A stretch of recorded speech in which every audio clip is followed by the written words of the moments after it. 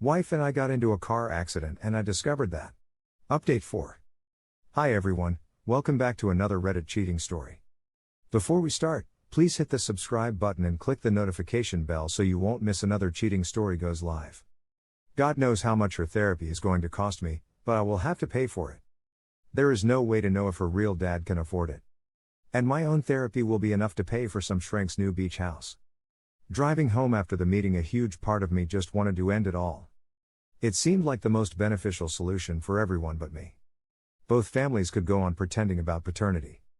My ex could whore around openly while spending my grandfather's money. And the kids wouldn't have to deal with any broken marriage or failed relationships. But by the time I got home I said, F that. Nadia is drawing up divorce papers and legal paperwork to have me declared not Carrie's father. That will make things take much longer. But I do not want any legal grounds that can force me to interact, pay for or deal with offspring that are not mine. The legal team is doing research for ways to find out who Carrie's father is. Many of the ancestry sites suggest potential relatives when results come back. Right now, that's our first plan of action. Even if the results don't come back pointing to a certain individual. They might point to a brother, cousin or another relative. Whomever the guy is, he may not be ready to accept a child he didn't know about. It could cause some anxiety in his life. But I doubt it will be nearly the terror I felt losing my daughter forever because she never existed. Everything is just so screwed up at the moment. Nothing is stable. Chaos is a daily burden at this point. The kids come back to the house Sunday afternoon. I've never wanted to not see them before. But I know many inevitabilities will happen that I cannot be prepared for. When she sees me and wants to hug her daddy, I'm not even sure how I'll react. Hug her and cry like a baby knowing she has not ever been truly mine. Tell her I'm not the person she's looking for? I don't have it in me to be mean to her. But my heart is broken. Like there is nobody to take this out on, even Mari. Because nothing I could do outside of murder would equal the betrayal she has done to me. That scale will never be balanced. She used me and spit me out. She deserves to rot in hell for her promiscuous lying ways. I'm destroyed and everything I used to love is too. I will win the divorce. Nadia and company will make it the most lopsided division of assets in the history of divorce. But Mari reduced or removed the value of so much for me it feels like she's already won. Again, to hell with her. I'm left with a son she will try to use against me and manipulate. Some people really are so horrible they deserve to be put down like an animal. I made the stupid decision to have a child with one. I just know now I'm not the only stupid one. Update end. Here are some of the comments from our community. Dude. I have no words for this tragedy. It's every man's nightmare. Take care of yourself and do the best you can. Best wishes.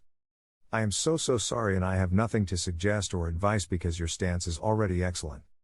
I was waiting to read that your wife actually loved you only and her sexual adventures were actual purely sexual, but I don't know what your wife is going to do for now, but she's screwed.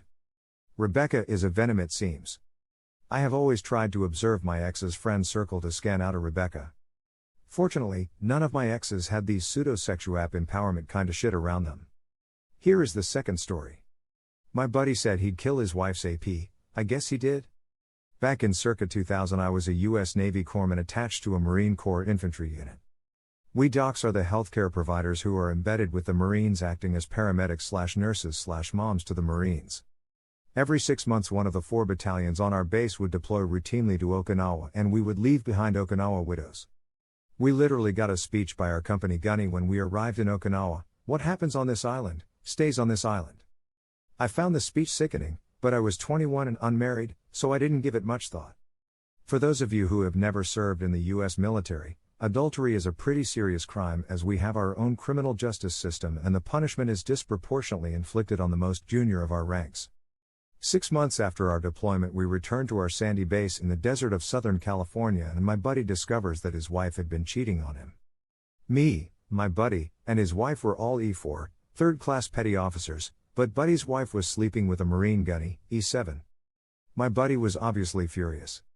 He did all the right things, he reported it to our chain of command, his wife's chain of command, the Gunny's chain of command. But nothing happened. His complaints fell on deaf ears. Which is pretty fucked up because if he had been sleeping with a Gunny's wife, he would have been most definitely punished. Distraught and defeated, a bunch of us were trying to console him one night at the enlisted club on base over beers. With tears in his eyes, he looks up to the ceiling and declares, "I'm gonna kill that son of a bitch." Now, my buddy isn't the most military of our squad. He's a bit overweight and much more into video games than violence. After all, we were all corpsmen, the medical caregivers, many of us were non-combatants. Chill out, dude. You're not going to kill him or anyone. Yeah, you're probably right, he replied. Fast forward to about a month later. We're all in the aid station for the morning roll call, but Buddy isn't there. He finally shows up just before lunch and I notice he's been demoted to E3. He looks upset. We gather around him. "Dude, what the hell? I told you, I was going to kill him." "You didn't kill anyone," I retorted. "If you did, you wouldn't be sitting in that chair to tell us. What happened?" "I told you. I killed him." Buddy was in charge of our health records computer system, which was connected to the base hospital. The day after we had the beers where he declared he would kill the Gunny. He went into the health records system and changed the Gunny's status to deceased, cause of death, venereal disease. 3 weeks after he changed Gunny's record, the Gunny went for a checkup and the hospital staff was very confused. And when the Gunny found out he was dead and how he died, there was an investigation. So my buddy got charged and convicted of conduct unbecoming, or whatever.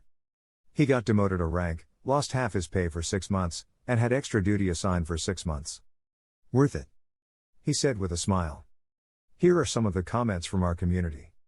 "Dude, that sucks for your buddy so much. Not the punishment, seems fair for his little revenge. But the fact he came home to that. He should have immediately requested a mast. A SNCO that would do that is sickening. None of that inner branch stuff either, corpsmen are one of us. I mean, a Gunny who sleeps with a fellow enlisted man's wife, when his duties should be protecting people from that sort of slimeball shit. I couldn't trust a man like that to have my back, ever. And his cock should realize that someone with so little integrity would never be a leader.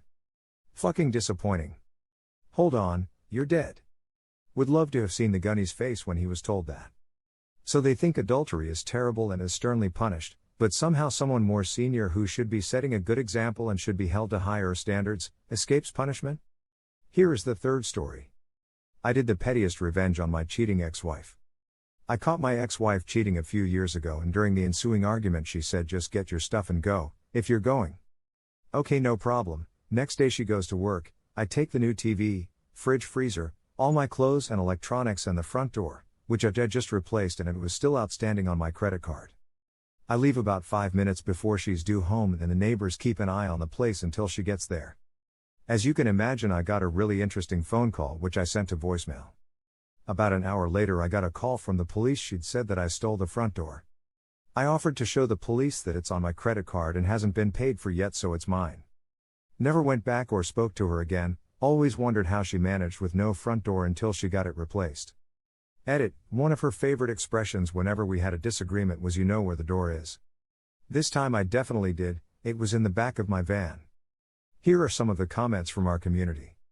I'd say you slammed the door on that marriage, but she ain't got one. I like your style. I don't know that I would have thought to take the fucking door.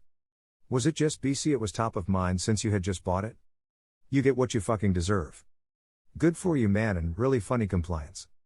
That's the definition of savage. Glad you got out of that situation with your sanity. Maybe it was symbolic too, like, you're single now and your front door is so open to other men you can't even close it. Or maybe it was like, I left your cheating ass so fast I pulled the door off the hinges. Thank you for watching, and don't forget to subscribe and turn on the notification bell for any future cheating stories.